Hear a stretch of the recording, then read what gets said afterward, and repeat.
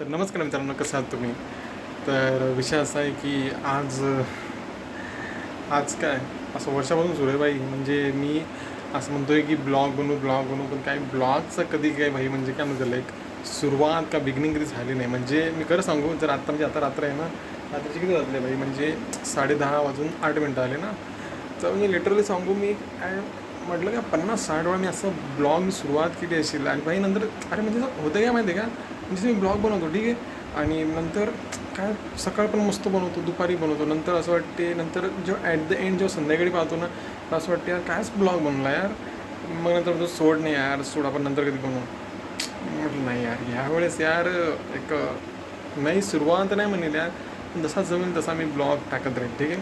सध्या तर काही नाही यार, सध्या तर मी लायब्ररीतच चाललो आहे. बाकी हो यार, जिम लावली हां. जिम खरंच मी तर म्हणतो तुम्ही पण लावा यार, डेफिनेटली लावा भाई. कारण जिमचा फायदा आहे भाई, काय म्हणतो. जिमची एक गोष्ट सांगतो, आजचीच गोष्ट सांगतो. म्हणजे झालं काय माहिती आहे का, मी काल रात्री मित्राच्या घरी झोपलो ठीक आहे. मित्र म्हणजे माझा राज आहे, त्याच्या घरी झोपलो. आणि नंतर झालं काय, मी रात्री त्याच्या घरी मला झोप पण नाही आली ठीक आहे.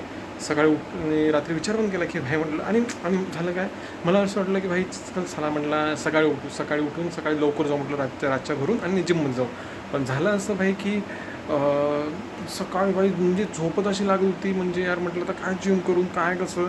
मग काय सकाळी उठलो आणि काय हे आपलं नाश्ता वगैरे जे काय केला, तर वापस झोपलो भाई. नंतर काय 2-3 वाजता उठलो भाई. मग म्हटलं, मग काय म्हटलं यार आता काय पूर्ण दिवस गेला, म्हटलं आता काय घंटा जिममध्ये जाऊ. पण नाही म्हटलं यार, पण तरी म्हणाल म्हटलं मी यार नाही यार जिममध्ये जाऊ. म्हणजे मी एक सांगतोय की भाई तुम्ही कधी ऑब्झर्व केलं का, म्हणजे हे पहा की जिमच्या पहिले जे थॉट्स असतात, म्हणजे यार कोण जाईल जिममध्ये काय कसं.